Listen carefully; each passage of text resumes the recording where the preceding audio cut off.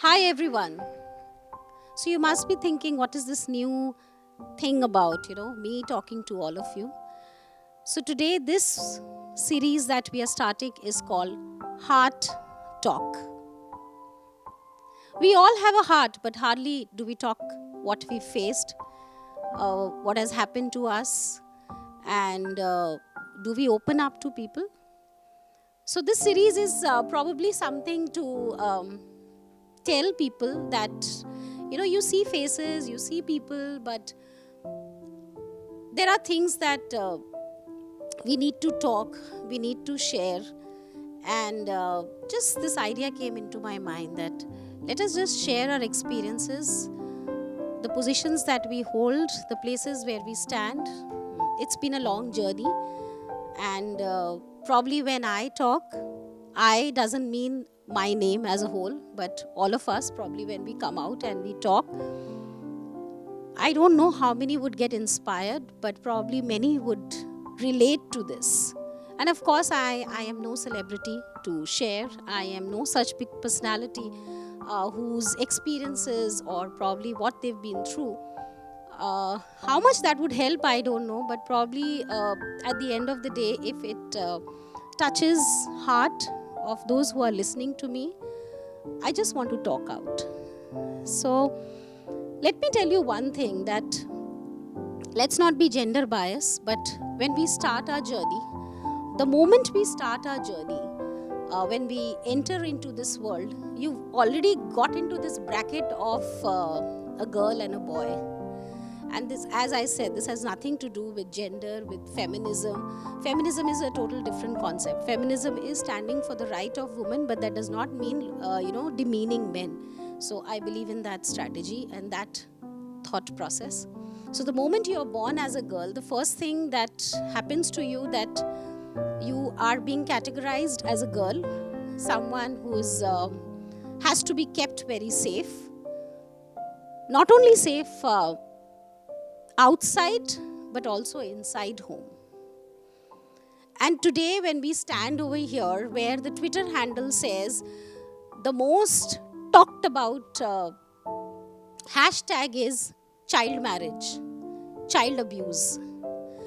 Today, let me tell you that every woman, every girl who's standing out there has been abused.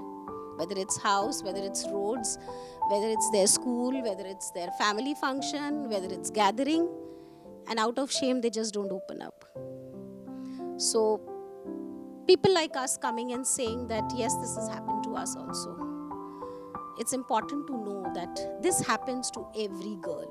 And it's high time the men standing out there should know that, yes, this does happen to,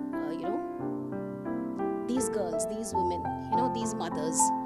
And days when, your mother just shuts your mouth and say that, you're not supposed to talk about this, this is not going to work. Don't talk about this. It's a taboo. So, still if this is happening, it's high time that we talk and say that this shouldn't happen. And it can only happen when we start saying that, yes, this has happened and this shouldn't happen. So one topic which I thought that it should be touched, that why should, girls, women should be vulnerable. They are not vulnerable. They are very strong. They are at par to any gender.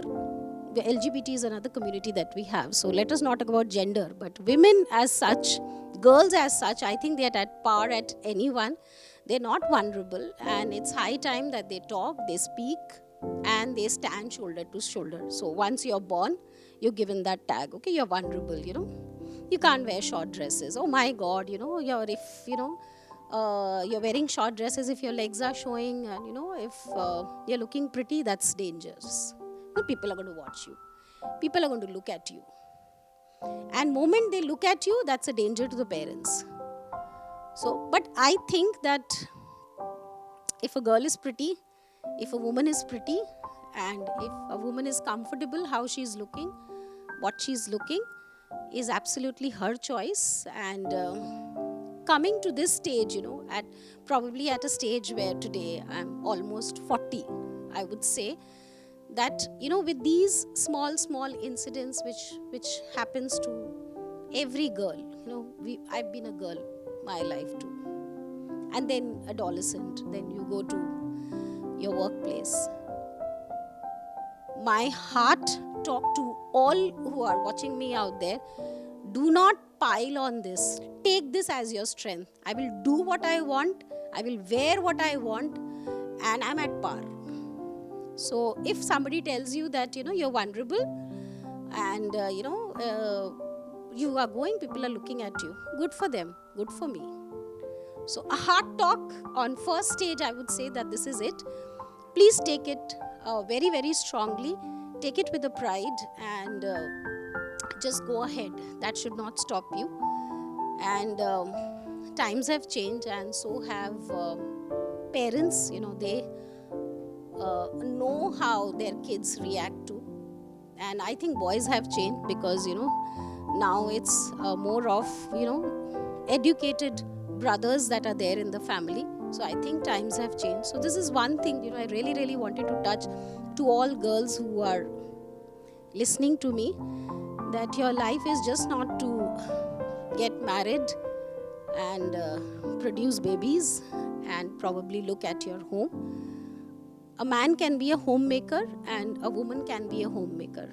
So, a big shout out to all those boys also who are sitting at home and taking care of their home. It's not their responsibility to bring bread and butter to the family. It's the woman's responsibility also. So all those women who are doing along with men, big applaud to all of them.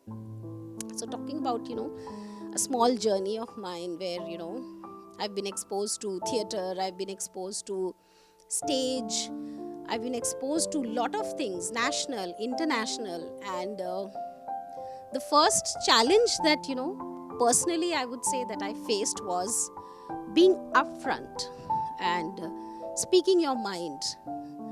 So all those who are listening, if you're speaking your mind, the first step that would come from the other side would be an opposition. So please don't get scared. People will oppose you. They will say that you're wrong.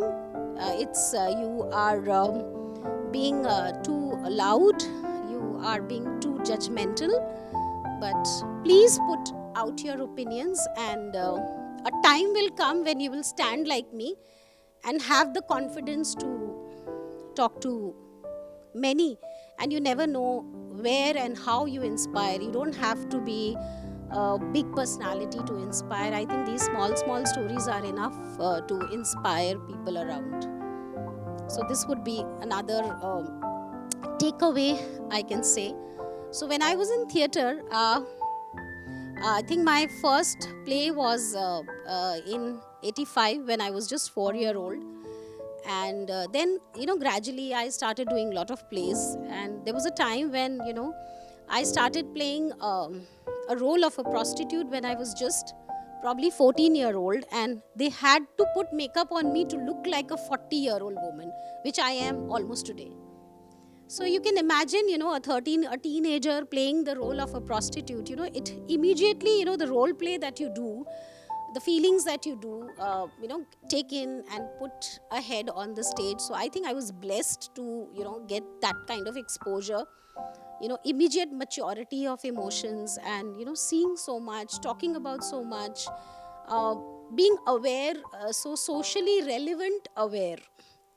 So thanks to my guru for that, Srimati Usha Ganguly. She kept on giving me challenges, roles that were, out of my reach, out of my personality. And let me tell you today what I am. I was a very, very timid personality.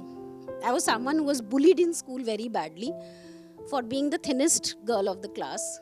So there comes the body shaming. So your parents don't give you food. Your cheeks are almost in. And how do you do theatre? You're so thin. You don't talk in class. How do you perform on stage?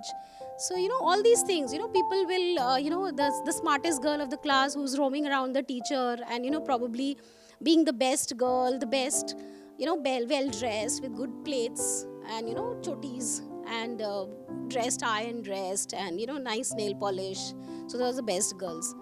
But let me tell you, today I'm here, standing here and talking to all of you. So these bullies happen to everyone.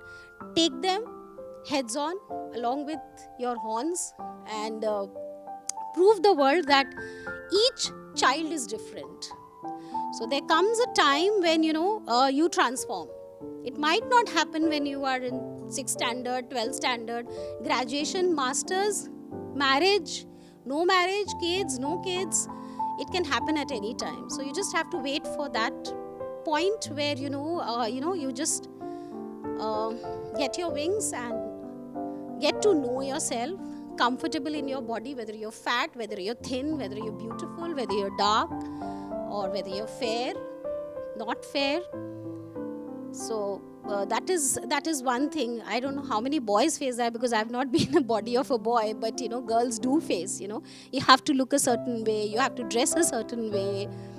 And if you're going to a wedding, and suppose you go in a tomboyish look, your girl doesn't wear these typical lehenga, kurta. Girl should wear like that. Maybe some boy will find her attractive and a marriage proposal can come. So when you decide to wear a jeans and a t-shirt in a marriage because you're more comfortable in that, please go ahead and do it. Because that what counts actually at the end of the day, that how your personality molds and how you represent. I've been through all of this, and I don't know, others might have also, but probably I am finding the courage now to just start this kind of conversation and say that just be comfortable in your skin, be comfortable in what you are, and if you're opinionated, there's nothing wrong in that. So thank you so much for listening to me. I don't know how many, I don't want to inspire everyone, but probably if I've reached out, if my talking can reach out to anyone who's listening to me, more is coming soon. Thank you so much.